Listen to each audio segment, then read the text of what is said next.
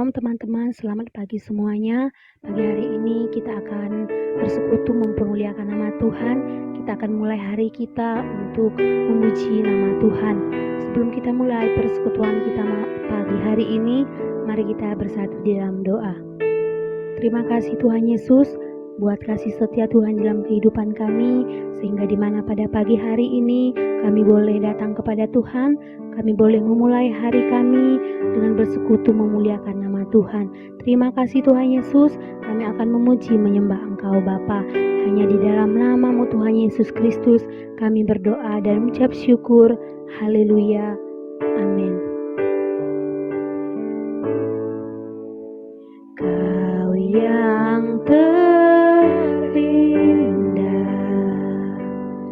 di dalam hidup ini, tiada Allah Tuhan yang seperti Engkau, besar perkasa penuh kemuliaan.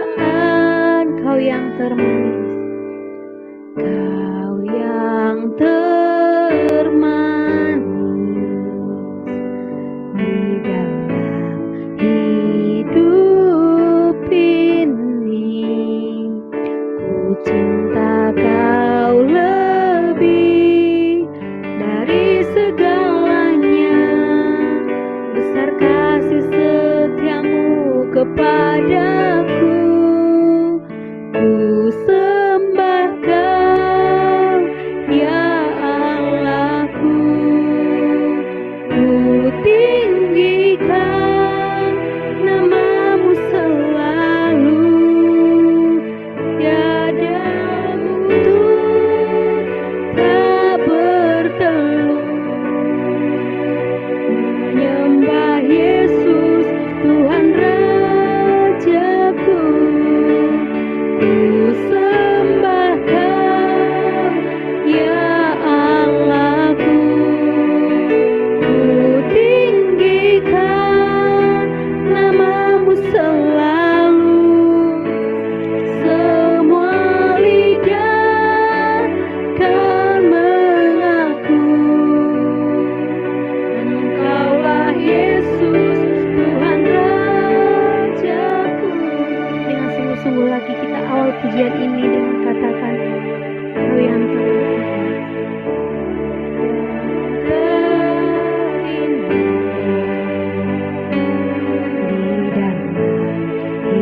hidup ini, tiada Allah Tuhan yang seperti Engkau, besar perkasa penuh kemuliaan. Kau yang termanis di dalam hidup ini. Ku cinta Kau lebih dari segalanya, besar kasih setiamu kepadaku. Ku sembah Kau, ya Allahku. Ku tinggikan nama-Mu selalu, tiada lutut tak bertelur. Menyembah Yesus Tuhan Rajaku. Ku sembah Kau,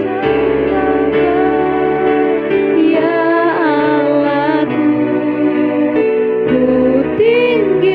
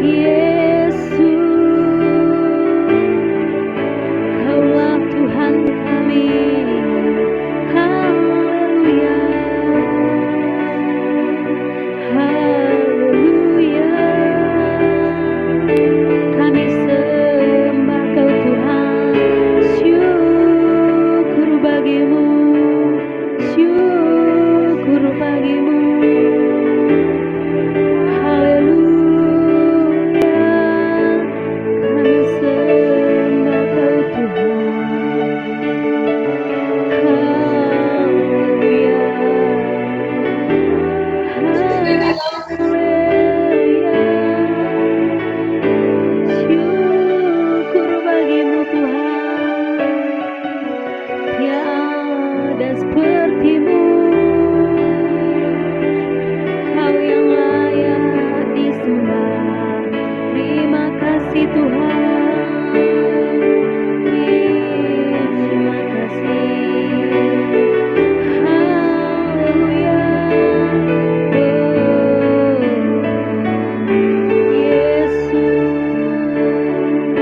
Kami sembah Kau Tuhan, kami tinggikan nama-Mu, kami agungkan Engkau, Yesus.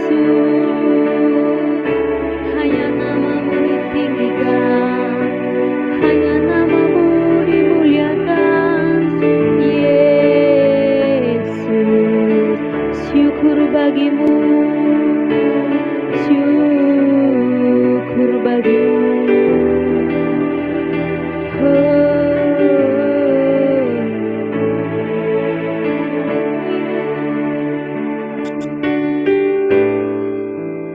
Ku sembah Kau, ya Allahku, ku tinggikan nama-Mu selalu, tiada lutut tak bertelut,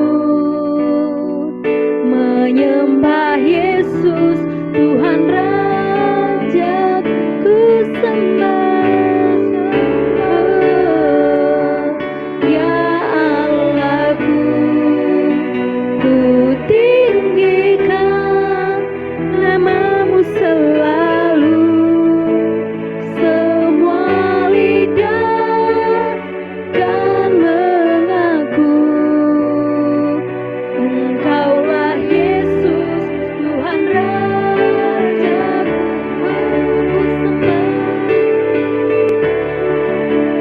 Ya Allahku, ku tinggikan nama-Mu selalu, tiada lutut tak bertelut, menyembah Yesus Tuhan Rajaku, ku sembah Kau, ya Allahku, ku tinggikan nama-Mu selalu, semua lidah kan mengaku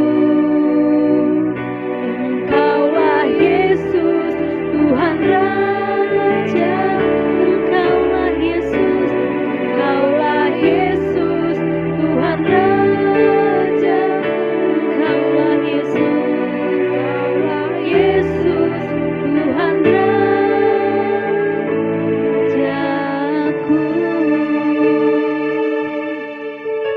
Terima kasih Tuhan Yesus, Engkaulah Tuhan dan Raja kami. Terima kasih Bapa buat pagi hari ini Engkau mengumpulkan kami di tempat kami masing-masing. Biarlah kami boleh membaca dan merenungkan firman-Mu, dan firman Tuhan yang kami dengarkan boleh kami hidupi dalam kehidupan kami, dan senantiasa kami menjadi pelaku-pelaku dari firman-Mu Bapa. Terima kasih Tuhan Yesus, berkati hamba-Mu yang akan menyampaikan firman-Mu, Tuhan urapi, dan juga kami yang mendengarkannya diberkati Bapa. Terima kasih Tuhan Yesus, kami berdoa, haleluya, amin.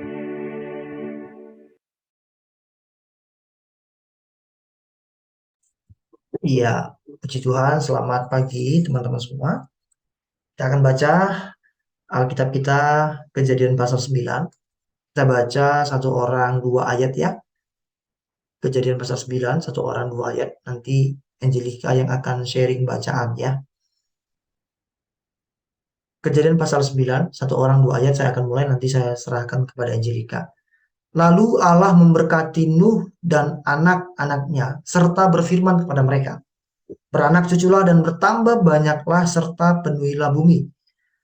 Akan takut dan akan gentar kepadamu segala binatang di bumi dan segala burung di udara, segala yang bergerak di muka bumi dan segala ikan di laut. Ke dalam tanganmu lah semuanya itu diserahkan. Angelika silakan. Segala yang bergerak, yang hidup akan menjadi makananmu. Aku telah memberikan semuanya itu kepadamu, seperti juga tumbuh-tumbuhan hijau hanya daging yang masih ada nyawanya, yakni darahnya, janganlah kamu makan. Selanjutnya Bang Malven.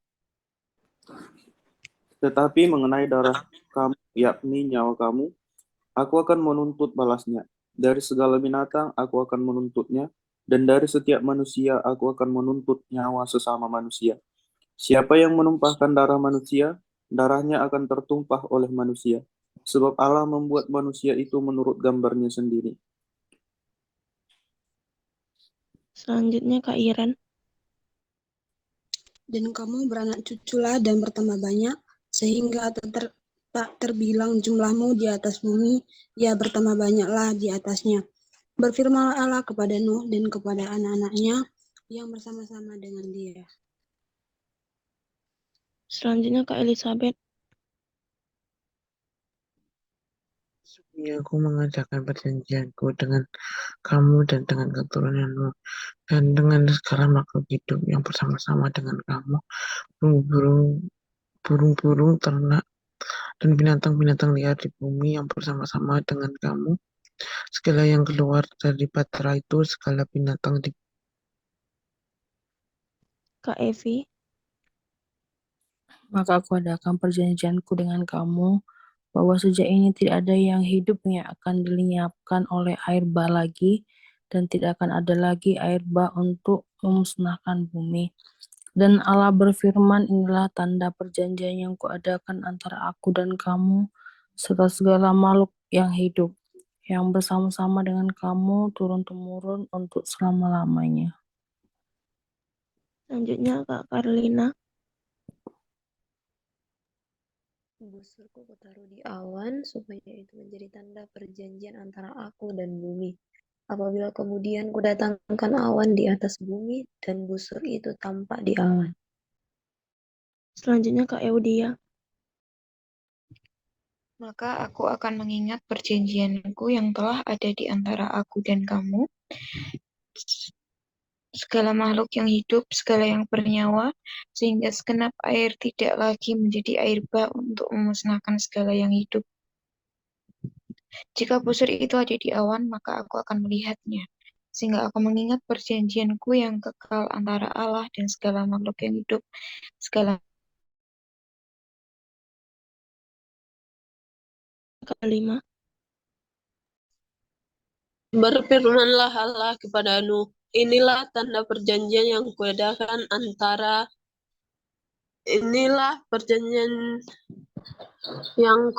antara aku dan segala makhluk yang ada di bumi. Anak-anak Nuh yang keluar dari bahtera ialah Sem, Ham, Yafet, dan Yafet. Ham adalah bapa Kanaan. Selanjutnya Kak Bintang.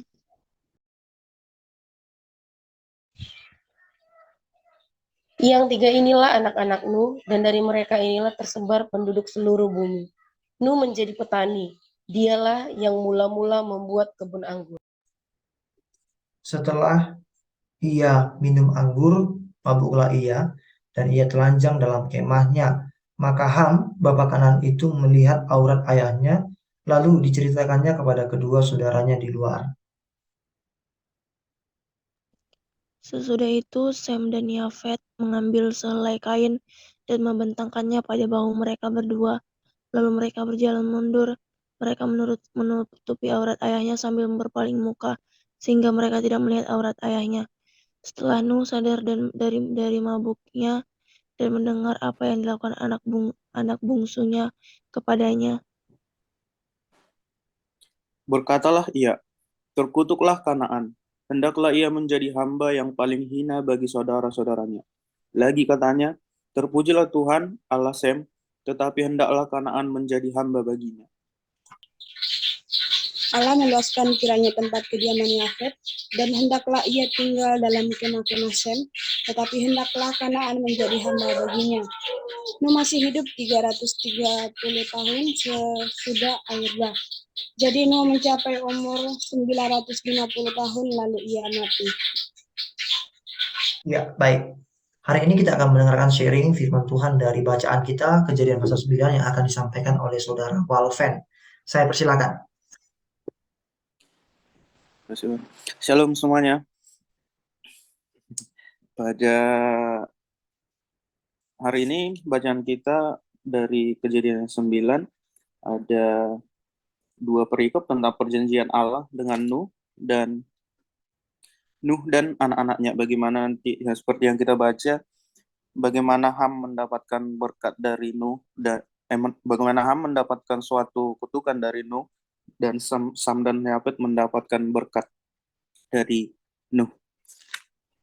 Kisah tentang air bah ini adalah hal yang sudah sangat sering kita dengar ya. Mungkin dari sekolah minggu udah beberapa kali kita dengarkan cerita tentang Nuh, tentang air bah dan bagaimana Nuh mendapatkan kasih karunia dan bagaimana Nuh dan keluarganya mendapatkan kasih karunia dari Allah kita.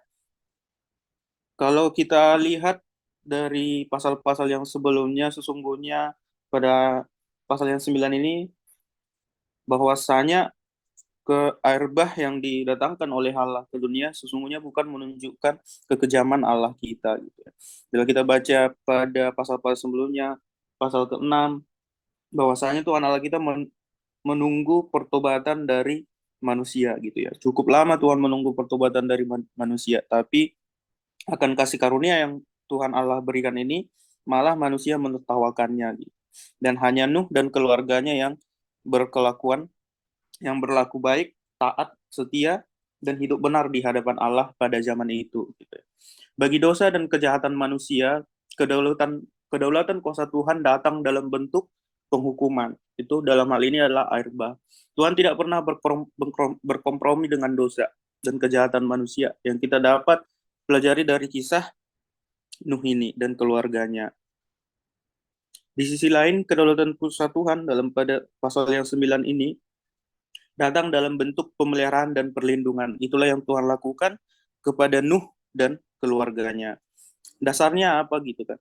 Dasarnya adalah ketika Nuh dan keluarganya ini hidup benar, hidup bergaul dengan Tuhan, taat dan setia kepada Tuhan.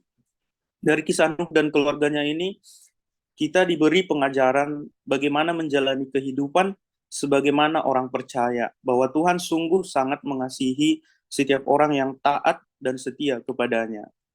Sebagaimana janji Nuh juga, perjanjian Allah dengan Nuh ini, demikian janjinya kepada kita, bahwa perjanjiannya ini ada perjanjian tidak akan ada lagi penghukuman gitu, air bah. Seperti yang juga hal ini menurut saya berhubungan dengan Yeremia 29 ayat 11 juga ya. Bahwa sesungguhnya rancangan Tuhan itu bukan lagi rancangan kecelakaan gitu, melainkan rancangan damai, sejahtera. Hari depan kita itu sesungguhnya penuh dengan harapan gitu ya. Dan satu hal yang menarik pada pasal 9 ini menurut saya adalah tentang perjanjian. Pada dasarnya kita tahu bahwa sebuah perjanjian itu adalah yang dilakukan oleh satu hal yang setara, sepadan gitu ya. Misalnya janji pernikahan, janji bisnis, janji pernikahan antara perempuan dan pria, janji bisnis misalnya antara ya rekan-rekan bisnis. Tapi dalam firman Tuhan hari ini kita melihat bahwasanya Allah berinisiatif untuk membuat janji dengan Nuh, di mana ini bukanlah suatu hal yang setara sebenarnya, karena Tuhan mengadakan janji dengan manusia gitu ya. Dalam perjanjian ini Allah merendahkan dirinya. Ia rela mensejajarkan diri dengan manusia oleh karena kasihnya.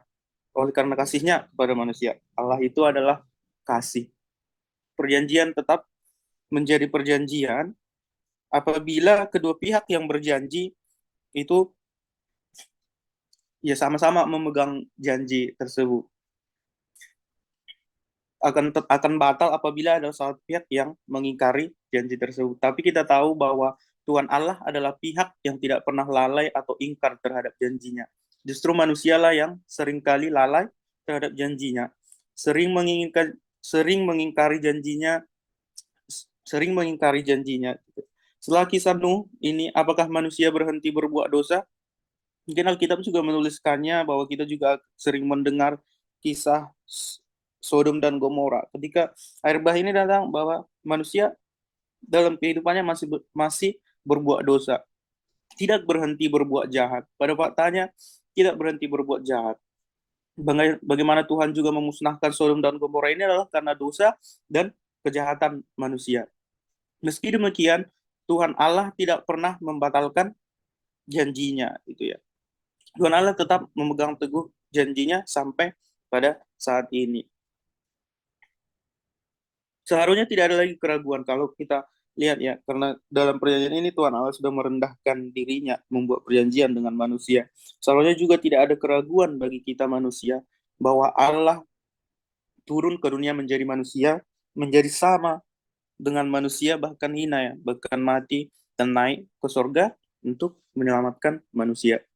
Dia yang datang menjadi manusia, menjadi sama dengan manusia, bahkan menjadi hina inilah, dan memberikan janji keselamatan bagi manusia menjadi titik puncak perjanjian keselamatan kasih karunia Tuhan kepada setiap orang yang percaya kepadanya. Dari perikop pertama yang Bapak saya bagikan adalah itu, dan dari Nuh dan anaknya, dari ayat yang ke-8 sampai ke-28, ini bila kita pelajari, ini adalah suatu pembelajaran juga bagi kita. Bagaimana Ham mendapat kutukan dari Nuh. Karena sebuah ketelanjangan dalam budaya sosial Israel itu adalah hal yang tabu. Nah, tapi sebenarnya sesungguhnya tidak ada kesalahan Ham untuk masuk kemah Nuh ini adalah bukan kesalahan, tetapi yang salah itu adalah responnya daripada Ham gitu. Ketika Ham masuk ke dalam kemah Nuh, ia melihat Nuh yang sudah telanjang. Tapi apa yang dilakukan oleh Ham? Respon Ham tidak melakukan seperti yang dilakukan Sam dan Yafet. Ham malah menceritakan hal ini kepada Sam dan Yafet. Itulah yang menjadi kesalahan dari Ham, bukan kesalahan yang ketika ia masuk ke kemah Nuh. Yang menjadi kesalahan Ham adalah respon atas apa yang dia lihat, atas apa yang terjadi. Sementara Sam dan Yafet, mereka memiliki respon atas yang mereka dengar dan mereka lihat. Mereka memiliki respon untuk melakukan hal yang benar, untuk melakukan hal yang baik. Dari firman ini kita berkata seringkali, saudara-saudara semua, seringkali kita bahwasanya di dalam kehidupan saat ini, memang kita ya keistimewaan manusia ya salah satunya kita punya kehendak bebas gitu ya. Tapi atas kehendak bebas kita ini kita tidak pernah bisa mengendalikan apa yang terjadi dalam kehidupan kita. Apapun yang terjadi dalam kehidupan itu bukan kesalahan kita, tapi yang sering menjadi kesalahan kita itu adalah respon kita terhadap suatu kejadian yang terjadi dalam kehidupan kita. Kita sering mengambil respon yang negatif akan apa yang terjadi dalam kehidupan kita, baik itu suatu pergumulan, baik itu suatu tantangan, baik itu suatu penderitaan, kita mengambil respon yang negatif terhadap hal itu. Padahal sesungguhnya sebagai orang percaya, kita harus percaya bahwa Tuhan memelihara setiap sisi kehidupan kita. Demikian firman Tuhan yang bisa saya sampaikan. Saya serahkan sama Bang Yos. Iya, terima kasih Walven. Teman-teman, hari ini kita belajar dari Kejadian pasal 9 bahwa Tuhan berjanji kepada Nuh bahwa dia tidak akan memberikan hukuman berupa air bah lagi ya. Jadi setelah Nuh tidak ada lagi air bah sampai sekarang ya. Kita belum pernah mendapat hukuman air bah, paling-paling banjir karena hujan ya kan. Oke, kemudian tadi tentang Ham yang tidak menghormati ayahnya, ya akhirnya dia mendapat kutukan. Jadi kita juga perlu belajar, kita harus menghormati orang tua, kita menghormati orang-orang yang lebih senior dari kita, karena itulah yang menjadi kehendak Tuhan bagi setiap kita. Terima kasih untuk Alvin sudah sharing firman Tuhan. Kita akan berdoa syafaat karena sudah jam 6, saya akan memimpin doa secara langsung. Mari kita siapkan hati kita berdoa bersama-sama, kita satukan hati kita. Bapa kami yang di surga, kami bersyukur buat kesempatan pagi ini, kami dapat kembali bersama-sama kembali berkumpul Tuhan. Tuhan memberkati istirahat malam kami, dan dengan tubuh yang sehat kami dapat kembali bersekutu dengan Tuhan secara online. Hamba berdoa buat rekan-rekan yang hadir pada pagi hari ini. Berkati dimanapun mereka berada. Apapun pergumulan mereka, Tuhan yang nolong mereka. Tuhan yang tuntun mereka. Mujizat Tuhan nyatakan dalam hidup mereka. Berkati Angel, berkati Walven, berkati Iren, berkati Jessica, berkati Kak Ivy, berkati Carlina, berkati Echa, berkati Delima, berkati Ito Bintang, berkati hamba, berkati kami semua dengan berkat yang spesial dari Tuhan. Tuhan, kami bawa hidup kami kepada Tuhan. Biarlah hidup kami hari ini menggenapi firman Tuhan. Kami mengerti rencana Tuhan dan hidup kami sungguh-sungguh mempermuliakan Tuhan. Berkati kota-kota di mana kami tinggal, berkati bangsa Indonesia, berkati gereja Tuhan dan hamba Tuhan, supaya mereka juga tetap setia, tekun melayani Tuhan, memenangkan banyak jiwa untuk kemuliaan nama Tuhan. Mari teman-teman, kita arahkan hati kita angkat tangan kita terima berkat dari Tuhan. Terimalah berkat kasih, karunia daripada Allah Bapa, cinta kasih dan pengorbanan dari Tuhan Yesus, persekutuan, pertolongan, dan penghiburan dari Roh Kudus menyertai dan memberkati kita hari ini sampai Maranatha, Tuhan Yesus datang kembali. Yang percaya diberkati Tuhan bersama-sama kita katakan, amin. Selamat pagi semua, Tuhan berkati. Sampai jumpa besok, Tuhan berkati. Yang sudah melayani, thank you. Tuhan berkati semua.